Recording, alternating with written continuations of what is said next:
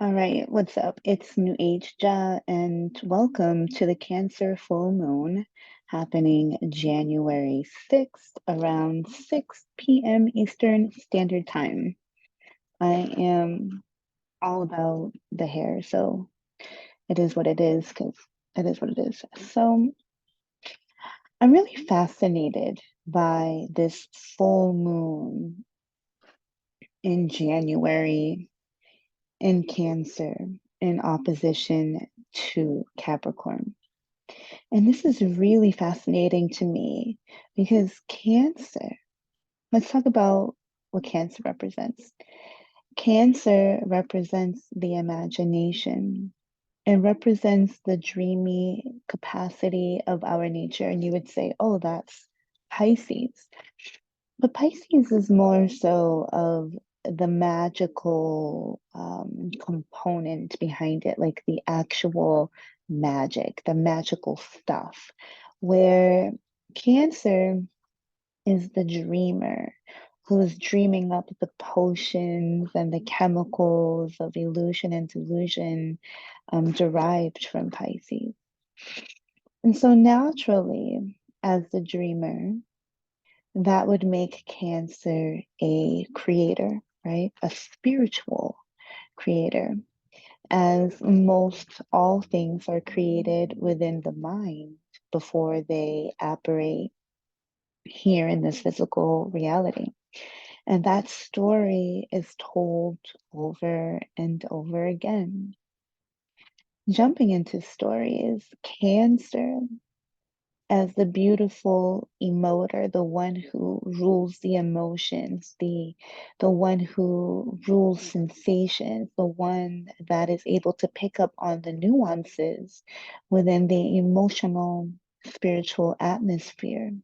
And not only is Cancer able to pick up on the nuances of the spiritual emotional atmosphere, it is able to curate that into visions. So, Cancer is a visionary, a natural storyteller, right? And we would like to give the storyteller position to Gemini and or Mercury, but more so Gemini and Mercury is the collector of information, the collector of logical information, more so tangible, whether spoken, written, in movement. Where again, Cancer is dreaming the story into reality. Cancer is a natural opposition to Capricorn. And Cancer, which would tell me, right, that Capricorn also has a story to tell.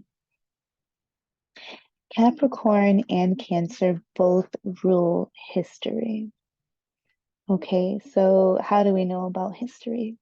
History is told over time or written or shown over time via words, pictures, hieroglyphs, films, books, right? And I don't want to confuse this with the Gemini and Mercury, right? Because again, Mercury is the actual component of writing. It is the language itself, if you would. I would also, kind of attribute that a bit to Sagittarius when it comes to language. But Gemini is the words on the paper or the actual book, where the fantasy and the magic is coming from Cancer. And again, we have that parallel or that trine with Pisces, right? The water elements naturally kind of flow together in its element.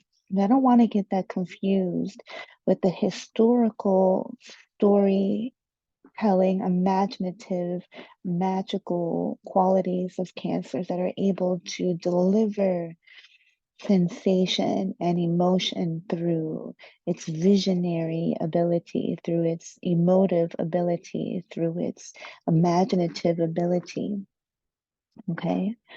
Now, Capricorn ruling time. right?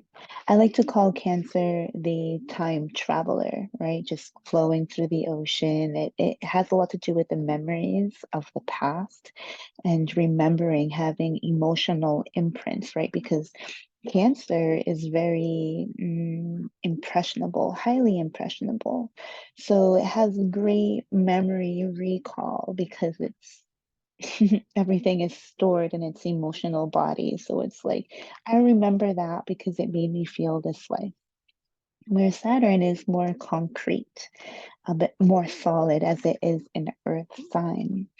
But you can follow the patterns of history within this axis of Cancer and Capricorn. Okay.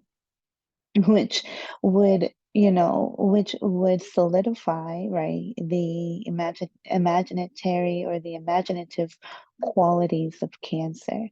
So Cancer dreams it up and Saturn solidifies it. And so they both have the capacity to go back into linear time and space, back and forth as far back as it goes. But Capricorn also being, I would say, like the storage box, but then we'd say, hey, that's Taurus. Taurus likes to store things. And this is why the elements, that share the same qualities like Earth, Capricorn, Taurus, Virgo, they all have this earth storing, long lasting quality to it. Then we have the water signs, Scorpio, Cancer, Pisces, that all have impressionable, creative, psychic, intangible qualities to it, right? So, every zodiac has its domain, but Saturn, right, before, let's say, the traditional, when it is one of the traditional ruling planets, right? I'd say before Neptune would be the ruler of film, you would say these days, or maybe the idea of glamour in Hollywood, where again, that film might go back to Sagittarius with the ninth house element and the third house element with media. But more so, I'm talking about like the passage of time where movies and film and creativity over time has been solidified and captured within like this historical element that can be reviewed, which allows me to put together Capricorn and Cancer as the true storytellers of the zodiac, as they are the ones that remember it all and concretize it in a way that is able to emotionally move others in very tangible ways. Capricorn as well is, a sign of abundance and plenty. And definitely at a time where Saturn was the ruler of the golden age, was a time was an energy or a vibration that brought along with it fiestas, festivals of plenty. So it has a very positive edge to it that brings back joy or has the capacity to bring joy. Now, on the other end, Cancer and Capricorn are the natural rulers of the fourth and 10th house. Now, as we know in astrology, the angles have a very important role in our life directions, right? Like north, east, south, west.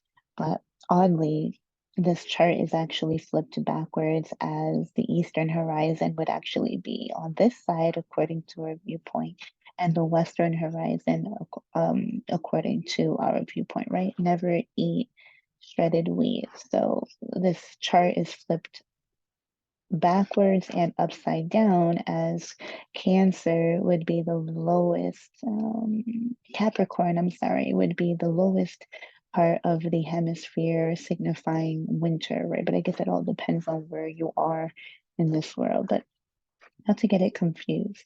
The fourth and 10th house are access points, right? Of their passageways. Like the fourth house is the underground, as you would say, or like the gates of mm, life and death, if you would, even though that is primarily, given to Scorpio in the eighth house. But endings and beginnings are fostered in the fourth house and mimicked by the 10th house, as no two houses function singularly as they do, but they all have a counterpart. And the fourth and 10th house, or Cancer and Capricorn, being counterparts of beginnings and endings, or doorways to new life cycles. Okay. So, with the Cancer full moon and the Capricorn full moon, we are finally closing a major life cycle and allowing an opportunity to start anew through the process of decay. Now, Capricorn is known for its malignant nature, but again has a history of being a benefactor, a beneficiary, of being one that gives of plenty, ruling the earth of time of plenty.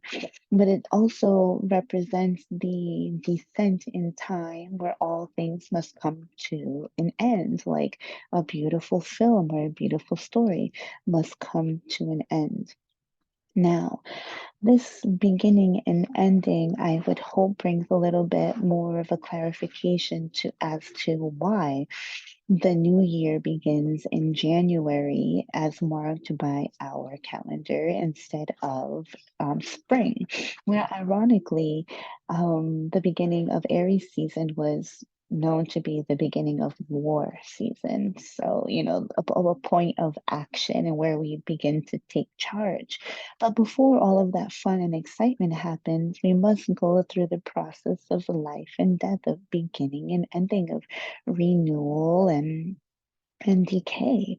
And so we can't get to a point of like charging and action without allowing the natural process to happen, where the leaves fall off of the tree and the trees fall to the bottom of the tree trunk and then is naturally absorbed by the soil, which then fuels the tree to be able to rebirth in spring in the come Aries season, but we can't skip this Capricorn Cancer axis. And this is what we're going through now in January. Okay. So, what story are we concluding on this Cancer full moon? Full moons are about completion and complete illumination, right? So this Cancer full moon is illuminating an emotional story that we've been telling ourselves or others for a very, very long time.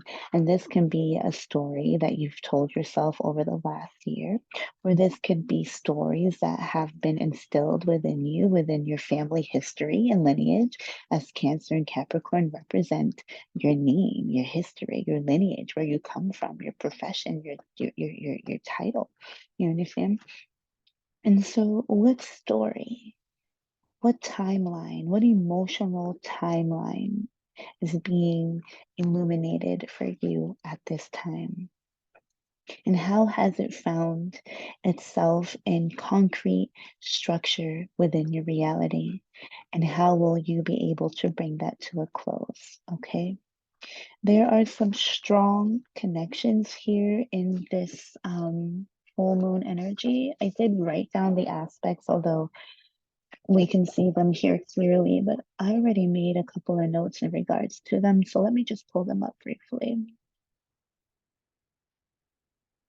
Now, there's been a lot of mention of the T square to Chiron in Aries, and the T square is a point of tension where two planets in opposition are both in square to an apex planet. Okay, and that apex planet being Chiron, although Chiron is not a planet. And so you would say this would, a T square would kind of make Chiron the star of the show, because this is where our point of escape or our point of pressure is able to be released. But this is a separating T square, or these are separating squares, meaning this is past tense, which is why we why there's emphasis on the emotional backstory that you've been telling yourself and that it is now time to release. It's not, that once caused pain to your identity or inhibited you from self-actualizing, which is Aries. Aries is all about self-actualizing. And I love that, like in this chart, even though this is an Eastern Standard Time chart and not everybody is going to experience Leo on the horizon at the time of this Cancer full moon. But I love that Leo is on the horizon because it is the actor, it is the actor on stage. And I love how Chiron is in the ninth house of that broader picture that we mentioned earlier with the potential film or storytelling capacities of Sagittarius. But quick note, as Jupiter, which rules Sagittarius, is signified by the symbol of tin. And tin in itself is a very weak metal and usually needs to bind or be supported by another element in order to, be able to act out its full strength. So whenever we're looking at Jupiter, we want to look at its supporting element, okay? But um that's for another time. So the T square with Chiron is in separation, which means we are leaving this old emotional story behind. We are moving away from the actualizing, the inhibition or the let me find this word. We are moving away from the emotional inhibitions that kept us from actualizing ourselves in totality. This is an old story that is long gone and that we no longer need to be repeating to ourselves, although we may very well be experiencing them severely and strongly on emotional level. But again, with the full moon, the moon is fully illuminated in opposition to Capricorn of what is old, decay, or even, needing to be um that needs to like die out in order to be renewed and reborn because Saturn, you can't get rid of it. It will get old, but it will, it's everlasting. It will come back again. And so we're moving away from this old emotional story that we've been telling ourselves for a very long time, hence allowing ourselves an opportunity to rewrite that story. And it's so perfect because Mercury is in retrograde in Capricorn. And Mercury is the details, right? The one that gathers the information. And it is moving, it's in retrograde in Capricorn. Um, the history, the concrete component of what is embedded in our mind as, Cancer rules the psyche, the psychology, our childhood, right? Our memories. And so Mercury going retrograde or, re-inspecting the story or is going back and giving us an opportunity to highlight the details and the information collected so that when it does go forth, we can begin to rewrite our new story, moving our way going towards the spring. So I guess like a big message here is to not write off the new year as like some bullshit just because it's not Aries season. This is still a very important time. I mean, if it wasn't important, the time would not be marked as it is. And we need this, not everything is meant to be thrown away, especially not in Capricorn season with that everlasting staying capacity of Saturn. So we have a sextile to Uranus and Taurus. It's also in separation by 1 degree.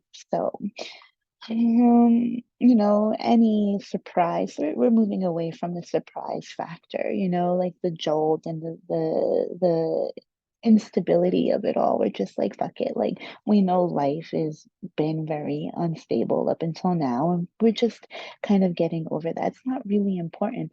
But what I do see is a trine to Neptune and Pisces. And it's not exactly like it's not very tight, but within a few hours it will be exact. It's in 6 degrees applying. So which is helping us with the magic and the fancy of the rewriting capacity of the emotional story told along many generations that could come to a very end today based on your ability to realize. Okay. There's some, delusional components here. There can be some self-blaming. We can see some old habits coming up, right? Because Cancer and Capricorn are very stuck in routine, can become stuck in routine and habit, although they're cardinal action-oriented signs. But once they find something that works, they'll stick to it in order to achieve that goal. And so, with Pisces in the mix, with a trine here from the moon, or an applying trine here, we this could be good or bad. We can get stuck in the martyr energy where we're just always the one that is self-sacrificing and poor me energy, or we can use this extra boost in creative energy to retell or recreate a new story. And then we have a trine, a separating trine from the South Node in Scorpio. And this is just again separating. We're moving in Scorpio is the trauma, that eighth house. We're moving away from that trauma. So I'm gonna just kind of keep it at that. To sum it all, the Cancer Capricorn full moon is bringing to you a full illumination of an emotional story told to you amongst many generations, and other emotional imprints, or just a story that you've been working on throughout the past year, and giving you an opportunity to release that.